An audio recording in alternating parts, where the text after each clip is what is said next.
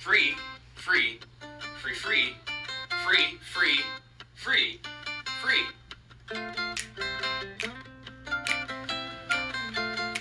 Free, free.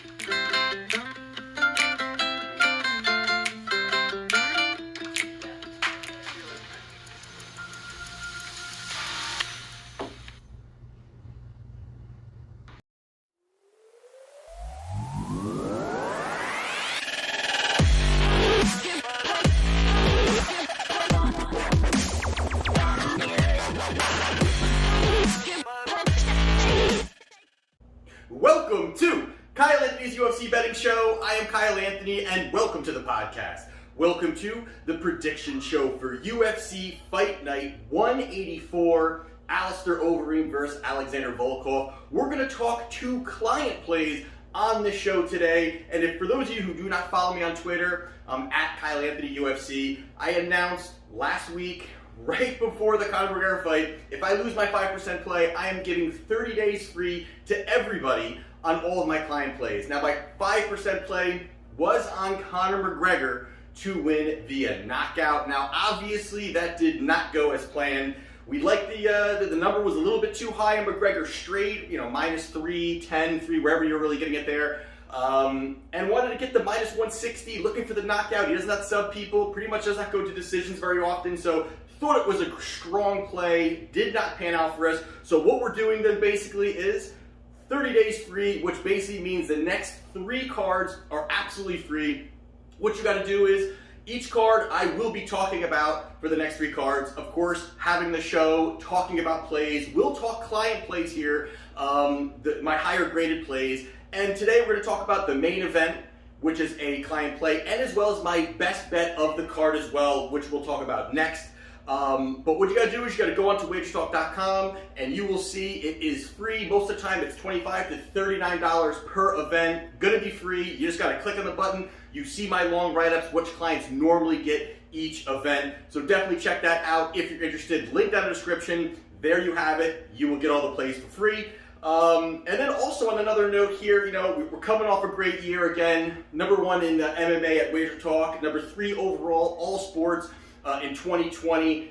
Got to keep it going. Hate the way that it started, but we got to keep moving forward here. Long year left. Of course, we just started 2021. And this is the way for me to kind of give back to you guys. Everyone's been so supportive, and we made a lot of money last year. We got to look to go long-term here, make some money. So with that being said, also, it is my birthday, February 2nd. So excited, that I got a little trip planned there. And for those of you, again, who do follow me, going to Vegas from the 4th to the 8th. Really excited, got some friends, gonna be meeting some friends out there, gonna be actually meeting some WagerTalk friends out there as well. Gonna be watching the UFC events with Minty Bets on Saturday, so hopefully we're cashing there, hopefully there's some cashing going on there.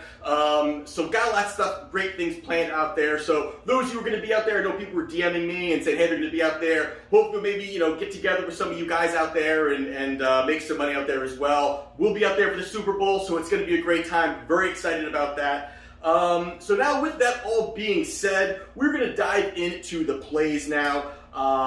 Let's take a look at it. The first play that we're going to be talking about, again, is a client play, is on the main event between Alistair Overeem and Alexandre Volkov. Now, as we always do, we like to go down 3 of each, see what we see if one fighter can expose the other fighter in a certain area, and if the line makes sense to place a wager. So what we're going to do today is we're going to first go over Alistair Overeem, and 3 fights ago, and actually the current line, let me give you that. You've got the line, Overeem is a +142, and you've got Volkov is roughly around the -168, 170 range. Now, 3 fights ago for Overeem, he fought Jairzinho Rozenstruik. Now, this was a fight here where you've got Rozenstruik, who's the type of guy, great kickboxer, coming out, big knockout guy, has shown a lot of power, knocked out some guys in the past. And this was a different Overeem. And this was where you do see Overeem is starting to evolve even further at this late in his career. Goes out there in the first round and really surprised everybody. Really went out there in that first round and looked for takedowns. He was looking to really grapple. And that was something, both guys were kind of, a feeling out process. They weren't really firing too much, but Overeem kind of went right away, slow-paced fight, took advantage of opportunities where I think Rozenstruik was not at all prepared for any kind of level changes coming from Overeem. I think at the time, and I may be mistaken there, but I think before these couple takedowns that he had, I think he had 4 or 5 takedowns in his career. So it wasn't something that he was ever doing, something that you never really prepared for. Took over Rosenstruck really out of his game. I think that was a big portion of this. Why Rosenstruck just, was gun shy, going later into the rounds, couldn't really get in a rhythm. Overeem was pushing up against the cage. Even you saw Rosenstruck kind of grappling a little bit more, kind of trying to get more of a feel on what's kind of going on in the fight. Thought it was interesting the way that he kind of saw that. Moving forward into the later rounds, that was even more where Rosenstruck looked more out of sorts.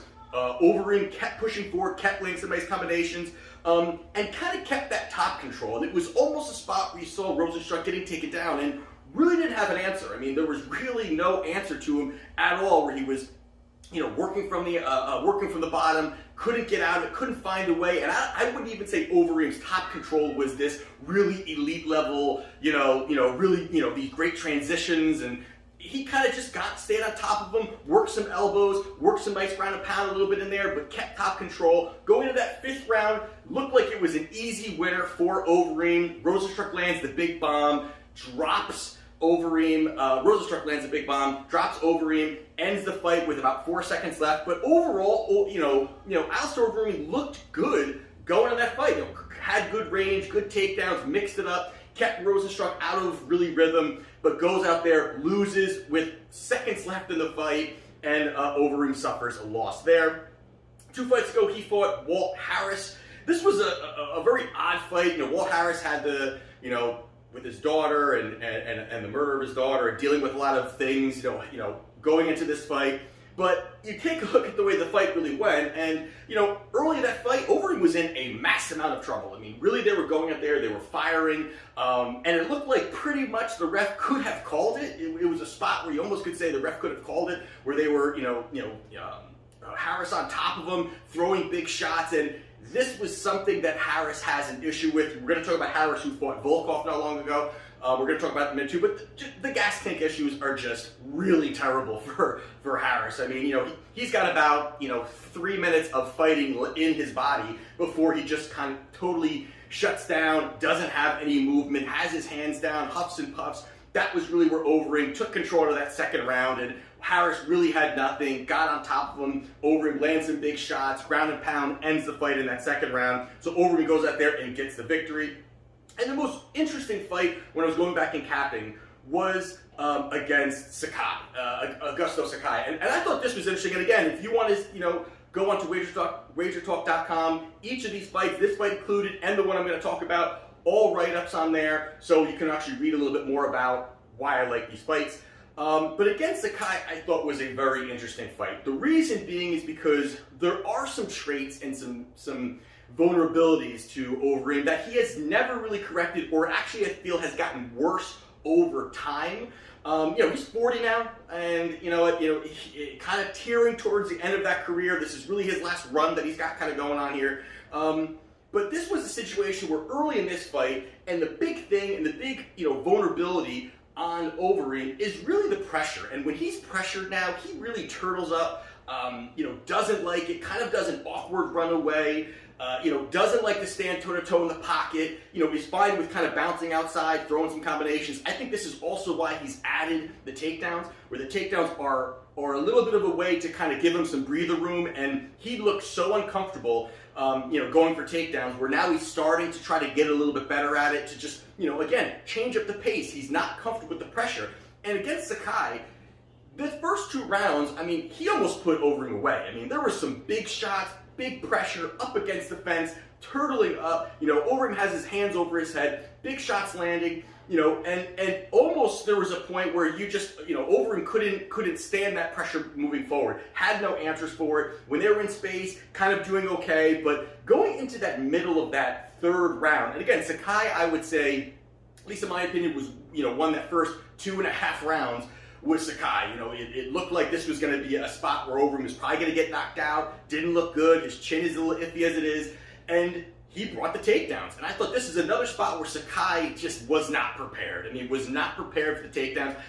In my opinion, these weren't these great, quick, level-changing takedowns. It was just kind of grabbed a hold of him and fell on top of him, and he was able to do that. And Sakai, although I don't put him as any kind of grappling ability, but just really didn't have the presence of mind to even defend those. And going at the end of that third round was where the entire fight changed. You really take a look at it, was the big elbow that landed late in that third, busted open Sakai, and from there, that was pretty much the game changer.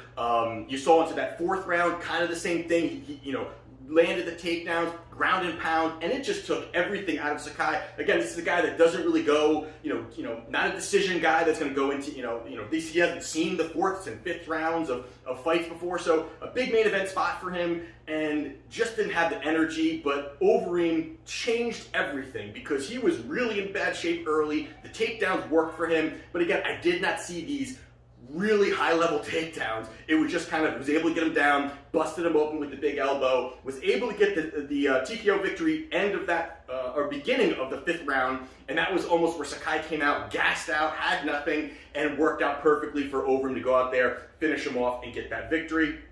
Now on the other side, you've got Alexandre Volkov. Now, 3 fights ago, he fought Greg Hardy. This was a fight here where, Hardy Hardy's Hardy. He's got power. He's athletic. The ex-football player. He's got some of those great attributes to him. But when you look at overall as a skill set, this is just something that would, absolutely favor Volkov going in here. He stood on the outside, worked his high-level kickboxing, kept that range. Volkov really had no answers on the feet. Dominated him, from beginning to end. It was a sweeping decision victory. It was one that you can't really, these next two, I think, you can't really dive into to this next fight. But he goes out there and gets a decision victory over Greg Hardy. Then 2 fights ago, he fought Curtis Blaydes. Now, this was a fight here where Blaydes is elite level, highest level I think you could get of wrestling when you talk about the heavyweight division. Just dominating overall. This was a spot here. It's a 5-round fight. And Volkov, he had some highlights in this, but just the endless pushing forward of Curtis Blaydes was just too much. I mean, it was, he's so strong. He's so quick at the first step. Great top control. I mean, when Curtis Blaydes gets you down, it is virtually impossible to get up the way that just he kind of keeps it, heavy pressure, ground and pound, keeps active, doesn't just kind of lay on you, keeps active, has the cardio. Altogether, there was not much that Volkov could do. And, even in the spots where they stood, Volkov again is worried about, I got these takedowns coming, he's going to shoot, he's not going to stand. It was just a great performance by Curtis Blaydes. And again, Curtis Blaydes, I believe, is 10-2 over his last 12 in the UFC. Only losses are to Francis Ngannou. I mean, he is headed trajectory to a title fight at some point very, very soon. But that was really a great performance for Curtis Blaydes. So Volkov goes out there, does get a decision loss in that fight. And then most recently, he also fought Walt Harris. This was a fight here where, again, Walt Harris, bless his heart, but he just has no gas tank. He goes out there, early on throwing some shots, but Volkov kind of walking him down, keeping good pace, keeping good volume, which is something that he does very well, pushes out good volume, mixes up combinations, uses hand strikes, uses his feet, mixes it up, comes from different angles, big guy. It goes out there and ends up getting the knockout victory in that second round. Again, Harris looked completely tired into that second round, gets the finish, goes out there and wins. So with that being said, you've got Overeem. You've got Overeem on the one side, obviously, multiple time world champion, kickboxer, MMA, all these things.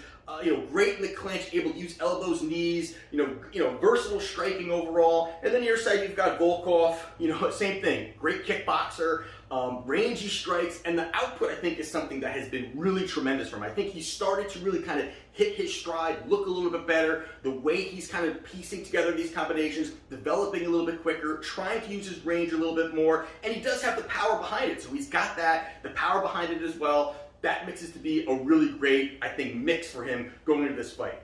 Now, there's just a lot of bad things that I look at when I look at Alistair Overeem.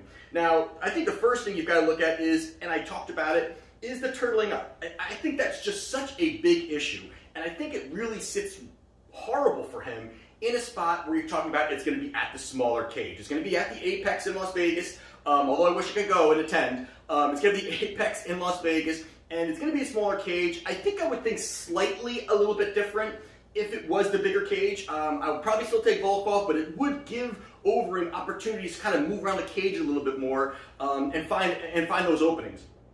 But in the spots here where Overeem is going to be up against the fence at points. And he absolutely, when he turtles up, he allows his opponents to fire. And a guy like Volkov, with the weapons that he has, and again, he continues to elevate, he continues to move forward, he continues to elevate, I don't really see a way that Overeem's going to really find success in those positions at all, the way that he runs away. He also backs off toe-to-toe. He's the kind of guy now that likes to fire and move. He does, even when there's a little bit of pressure, he throws his hands up really quickly, plays defense. It's worked for him in certain spots. But in this situation, I don't think it does very well. It makes him uncomfortable. He does not like to be pressured. This is something that Volkov, I think, is going to do from beginning to end. I think he's going to be pressuring him from the beginning of this fight to the end of this fight, not allowing Overeem to really kind of work his offense. And the other part is that he's 40. He's 40 years old now. He's talked about this. This is his last run. If he loses, who knows what's going to be happening. He doesn't really sound like this is, again, if he loses, it could be the end. That's a different mind frame from a guy who's 32, I believe Volkov is, hitting his prime. This is really a good spot for him right here now. And the takedowns is the big thing. A lot of people are really starting to bring up, hey, does Volkov have the ability to stay on his feet? I think yes. Again, the guys that took Volkov down are grapplers, are wrestlers, are full out, very good in that discipline, in that type skill set, where Overeem is kind of starting to evolve. He's trying to change because he knows he does not want to stand toe-to-toe.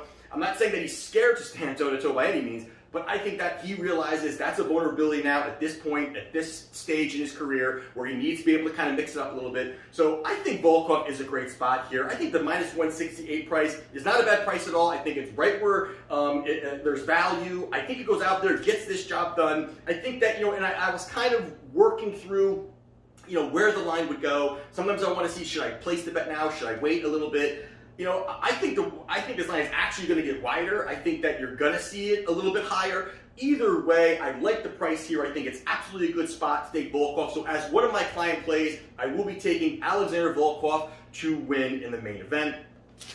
And the other one I'm going to talk about is actually my top play of the card. I'm not going to dive into it or give the whole breakdown. If you want to read my extensive breakdown, again, WagerTalk.com, link down in the description. It's free. You're going to get all 4 of my plays for free. And again, all my clients that have 30-day packages, year-long packages, I've already added, they probably got the email ready, already added 30 days to everybody's package. So you're going to be getting these plays anyway, but it's not going to stop because, again, these are all free for everybody. So my top play of the card is the fight between Beneil Dariush and Diego Ferreira. And Ferreira is a guy that I've kind of had my eye on, and Dariush is another guy that's kind of starting to put things together. Not going to dive into it. You've got Ferreira is a minus 118. You've got Dariush is plus 100. So basically a pick 'em here, this line. And to be honest, I was actually surprised that this is where the line was. When I was taking a look at it and doing my capping, and I'm going to go through who I'm picking, but I was actually surprised. I really thought it'd be a little bit wider. And I think the biggest part here is that they did fight in 2014. And Dariush won long time ago, obviously. Dariush won, I think it was a sweeping decision victory that he won. But since then, Ferreira has went out there, won 6 straight, has looked very good. Coming off a really great performance against Anthony Pettis, where he went out there, he dominated, controlled, had that forward pressure. That's something you're going to see definitely Saturday night. The way that he pushes forward, the way the pressure that he has limits really the opportunity for his opponent to kind of maneuver. And that's something that you're going to see with his high-level grappling and the way that he has the good volume, good pressure.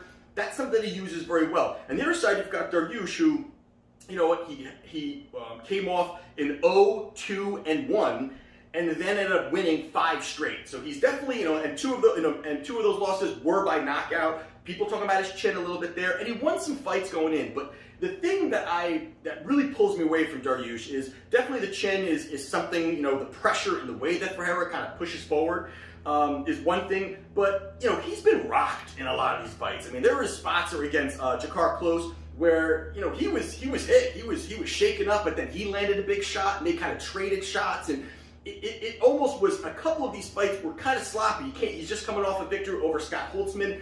Scott Holtzman is not someone that really impresses me when it comes to his skill set. And now you're talking about a big part of Dariush's just overall what he likes to do is he's normally the guy that has the grappling advantages going into these fights. He's got the advantages. He's able to kind of utilize his boxing, which he's definitely elevated. He's definitely elevated his stand-up game.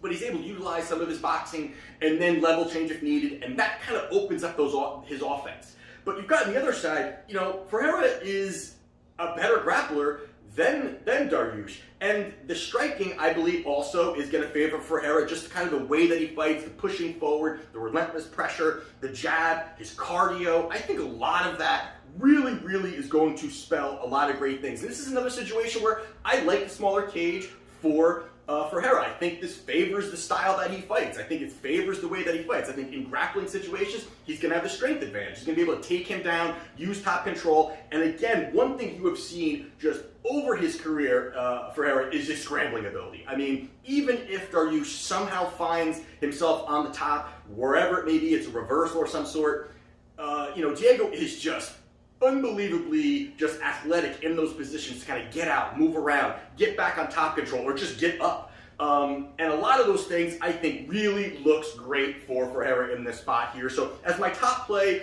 of Saturday night, I'm going Diego Ferreira. I think that he has the absolute advantages pretty much anywhere this fight goes. At a pick-em price, I think is fantastic value. I think it should be, minus 160, minus 170. I mean, I really believe that should be up that high. And again, Dariush has shown so many vulnerabilities, but has pulled out of those against some guys that I would say are kind of iffy fighters. Pulled out some victories. I think Ferreira is just every fight keeps elevating. So as my other client play, I am taking Diego Ferreira as another client play winner. And those are my 2 client plays. Again, I have 4 that are up on WagerTalk right now. Link down the description for free. And again, this card and the next 2 are going to be free cards for everybody. And hope we go out there, we make some money, we get back on track, and we go out there and start cashing tickets. Again, I'll be in Las Vegas, 4th to the 8th. Really excited to be out there in Las Vegas with a bunch of people out there. Again, so if you're out there, hit me up. Going to be a great time. Really excited, looking forward to just having a great time out there, looking to cash some tickets, and we'll see how it goes. And this is Karol Anthony's UFC Betting Show, and I'll see you next time.